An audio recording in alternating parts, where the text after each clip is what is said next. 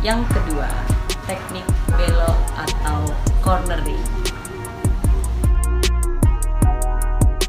Pengalaman dan teknik belok ini atau cornering ini seringkali menjadi motivasi para biker yang tetap ingin maintain hobinya bermotor.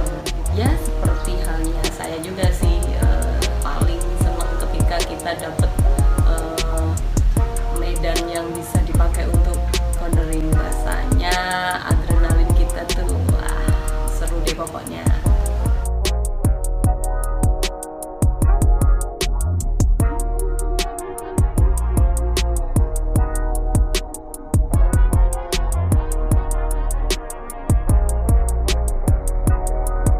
Ada 3 hal yang berkorelasi berhubungannya di sini, yaitu yang pertama kecepatan motor, yang kedua sudut kemiringan, dan yang ketiga adalah radius belok.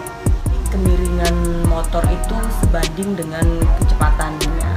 Sedangkan di kecepatan rendah di bawah 40 km per jam itu motor akan cenderung lebih mudah rebah gitu, kayak mau jatuh gitu. Nah, artinya kita harus mengatur kemiringan si motor itu dengan cara sebagai berikut. Kita mengontrol kemiringan motor, merebahkan motor ke arah belokan, tapi kita harus melawan beban motor tersebut dengan cara kita mencondongkan badan kita ke arah yang berlawanan. Nah, ini aku contohin aja ya posisi badannya. Misalkan kita mau belok kiri nih, dia kan motornya kan akan miring ke kiri, tapi kita melawan beban motor tersebut, kita badannya berlawanan, jadi kita miringnya ke kanan dan kaki kanan kita agak kebuka gitu ya. Ini pinggang kalian harus lentur ya. Jadi ini memang biasanya yang badannya kaku-kaku gitu harus dilenturkan pinggangnya ya. Jadi kalian bisa ke kanan, bisa ke kiri gitu. Nah, itu counterweight seperti itu. Motor belok ke kiri, badan kita ke kanan gitu ya.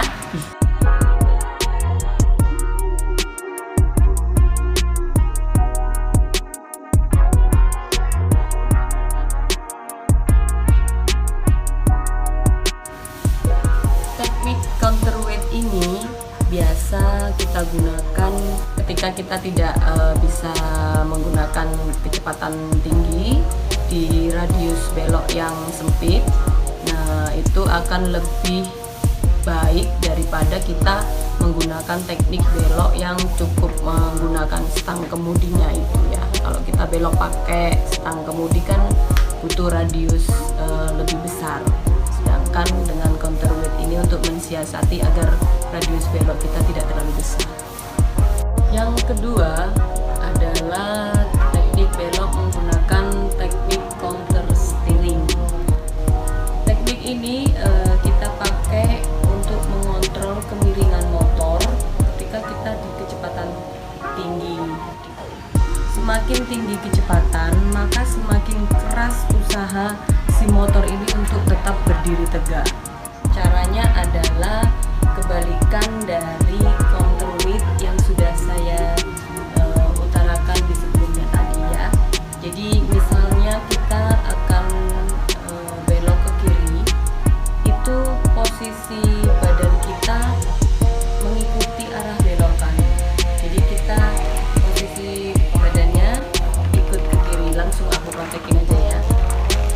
Seperti ini, kita mau belok ke kiri. Ini motornya kan kita rebahkan ke kiri dengan kita menekan stang kemudi, agak neken sama footstep ini ya. Footstepnya juga agak kita tekan ke bawah. Terus kita buka kaki kiri. Ini lututnya agak buka. Badan kita menggelantung kayak menggelantung ke motor gitu. Ini arah ke kiri juga. Ingat ya, ini harus lentur ya. Tuh, tetap lentur. kaki kanan yang di lutut ini dia kayak apa ya, kayak meluk guling gitu loh, kayak dia neken juga ke arah tangki gitu loh, kayak meluk tangkinya gitu, nempel. Nah terus ini neken stang kemudinya, dan kita menggelantung itu sambil kecepatannya biasanya sih kita nggak perlu mengurangi kecepatan ya saat melakukan counter stealing itu.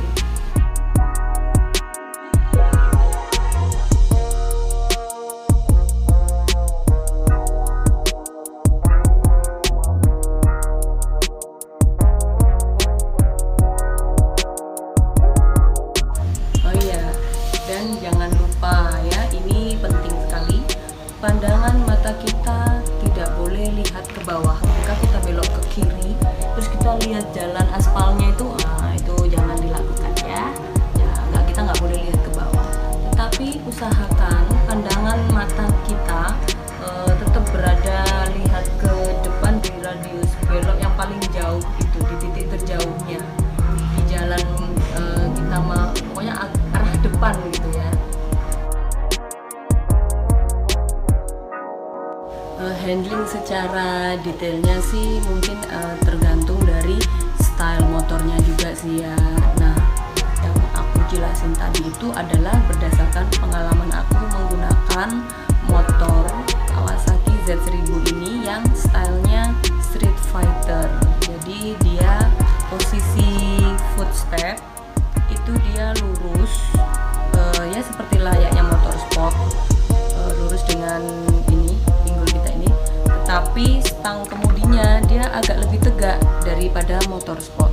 Jadi dia sejajar garis pinggul ini ya. Jadi lebih, posisi badan kita lebih tegak.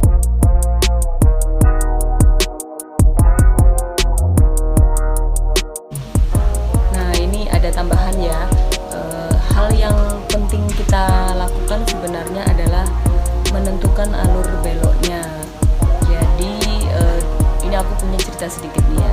Ketika dulu aku awal-awal yang masih belum banyak pengalaman di cornering, itu alur beloknya itu aku ambil dari sisi dalam.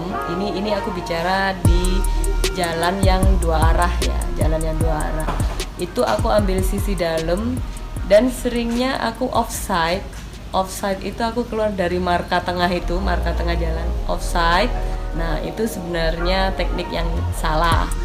Setelah berlatih dan setelah beberapa kali touring, dan akhirnya aku dapet feel-nya bahwa ketika cornering itu kita ambil sisi agak luar dulu. Misalkan kita mau belok ke kiri ya, kita ambil agak ke kanan, lalu kita belok masuk ke tikungannya itu, ke radiusnya, itu akan membuat motor kita agak pas keluar belokan itu agak masuk ke dalam gitu. Jadi kita nggak offside lagi. Dan ketika aku melakukan itu rasanya seneng banget, berhasil gitu rasanya. Di situ waktu itu pengalaman aku ketika touring di Pacitan yang terkenal dengan 1000 kelokannya, nggak ada jalan lurusnya ya, dia berkelok-kelok terus dan jalannya agak sempit dua arah lagi.